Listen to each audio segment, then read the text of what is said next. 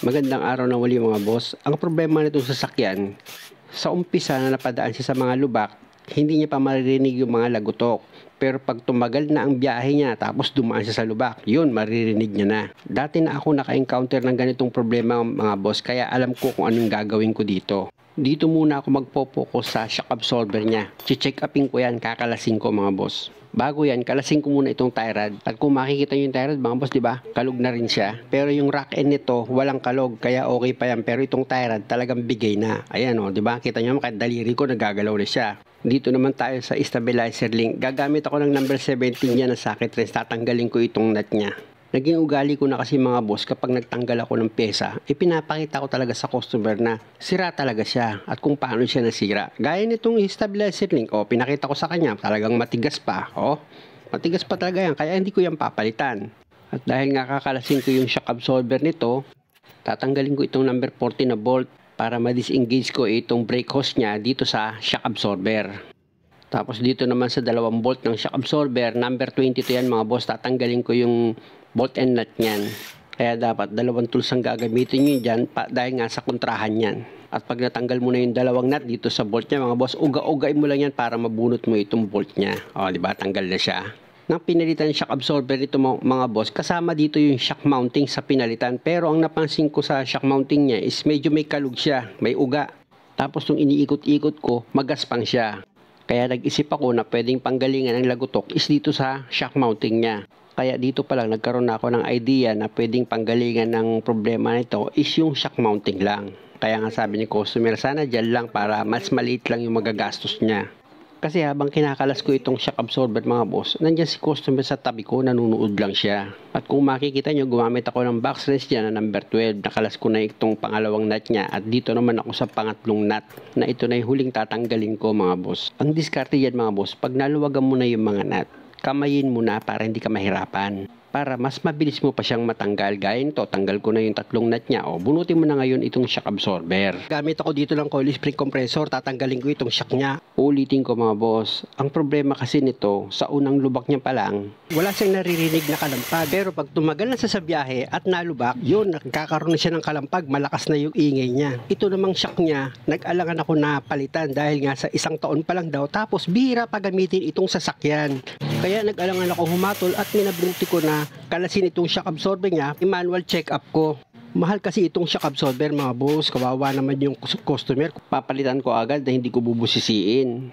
At ito nga yung shock mounting niya mga boss. Kung makikita nyo yung mga grasa niya, lumabas na. Kaya pala nang pinipihit-pihit ko yung shock absorber niya, magaspang na yung ikot ng bearing at saka meron siyang kalog. Pero mga boss, isang taon lang yan ha. At yung brand nito, nako, hindi ako gumagamit ng ganyang klaseng brand. Pasensya na kayo. Hindi pa masyadong gamit yan, sabi ni customer, itong sasakyan niya. Hindi masyadong gamit yan, pero kita nyo naman, daling nasira.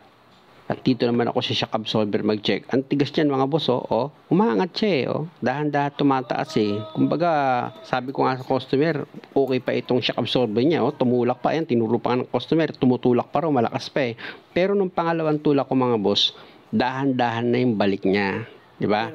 Kaya lang, siyempre, nahihiya naman ako kay customer dahil bago pa nga. Sabi ko sa kanya, dito natin malaman niya kung talagang saan pinanggagalingan ng lagutok. Tinulak-tulak ko itong shock niya, tingnan nyo, tumutunog na siya. Ginamit mo na, yan Sabi naman nung nag-comment, kaya daw umingay kasi binaligtad ko. Huwag kang mag-alala, ipapakita ko rin sa iyo yung bago. Ito yung bago mga boss Nakabaligtad din yan, itutulak ko yan. Pero hindi siya mag-iingay. Ang lakas nga, ang tigas nga hindi ko nga matulak sa tigas yan tingnan nyo, ang bilis yan tumulak, di ba? Ibobomba ko rin yan, huwag kang mag-alala.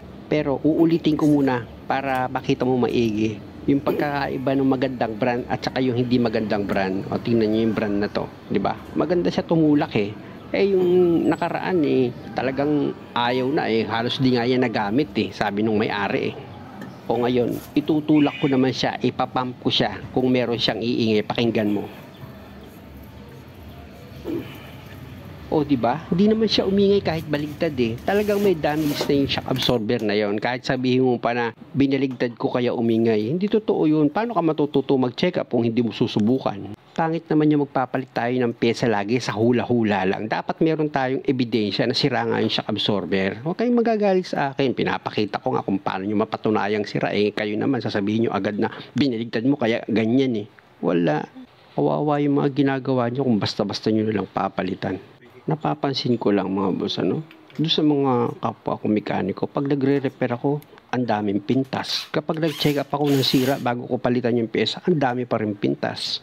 Samantalang pwede nyo namang i-block yung channel ko para hindi kayo nasasaktan. Balik na nga ako sa trabaho mga boss. After ko mailagay itong shock mounting at mahigpitan ko yung nut, pwede ko na ngayon tanggalin itong shock absorber compressor niya. Luluwagan nyo lang yan mga boss gamit yung extension nyo para bumitaw siya dito sa coil spring. Mahalaga itong shock absorber compressor mga boss. Bago nyo matanggal dapat itong shock absorber, kailangan yung coil spring niya nakapress yan. Papaiksiin nyo siya. Kailangan maiksi siya para hindi siya pumitik at hindi kayo maaksidente. Ganun ang purpose ng coil spring compressor. At dahil tapos ko na yung gamitin, tatanggalin ko na yan dito sa coil spring. Gaya ng sinabi ko, luluwagan nyo lang yan para bumitaw dito sa coil spring nyo. Pag okay na, di ba? Pwede nyo na ngayong ilagay itong shock absorber mo dito sa dati niyang position. Sa paglagay naman yan mga boss, madali lang. Bali, i-shoot mo lang sa butas yung 3 bolt ng shock mounting mo. Tapos, salubukan mo agad siya ng nut para hindi ka mangalay. Pag nalagyan mo na ng mga nut yan, mga boss, pwede mo nang bitawan yung shock absorber mo.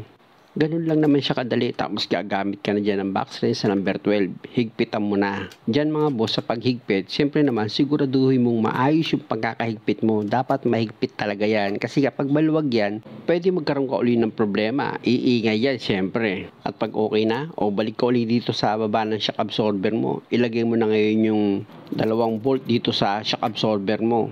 At para hindi ka mahirapan, dapat siyempre naman nakasentro yan. At habang nilalagay mo yung mga bolt, medyo uugain mo yan mga boss. Yan ang technique para hindi ka masyadong mahihirapan sa paggawa. After mo mailagay yung 2 nut, dahil nga sa kontrahan yan, 2 tools ang gagamitin mo na number 22. Isang socket wrench tsaka isang box wrench. Siguraduhin mo lang maayos yung pagkakahigpit mo dyan mga boss Tapos dito naman sa stabilizer link, gamit ka ng tubo, tukuran mo pababa itong stabilizer bar. Para itong stabilizer link, bumaba siya at mai-shoot mo dito sa butas ng shock absorber itong stabilizer linkage mo. After mo mailagay yung nut o gamit ka ng impact wrench, higpitan mo ng maayos yan. At pag okay na, dito naman tayo sa brake hose at ABS wire. Nakabracket yan dito sa shock absorber. Number 14 yung bolt niyan mga boss, kaya gagamit ka dyan ng socket wrench sa number 14. Higpitan mo lang yan ng tama mga boss, okay na yun. At dito naman sa tie rod mga boss, dahil nga sa nakita ko na kalug na rin yan, kasama na yan sa papalitan. Mayroon ng binili si customer ng bagong tie rod kaya ikakabit ko na rin yan. Take note mga boss kabilaan pinalitan ko ito ng shock absorber dito sa harapan. Kabilaan pinalitan ko rin ito ng shock mounting at kasama nga itong tie rod.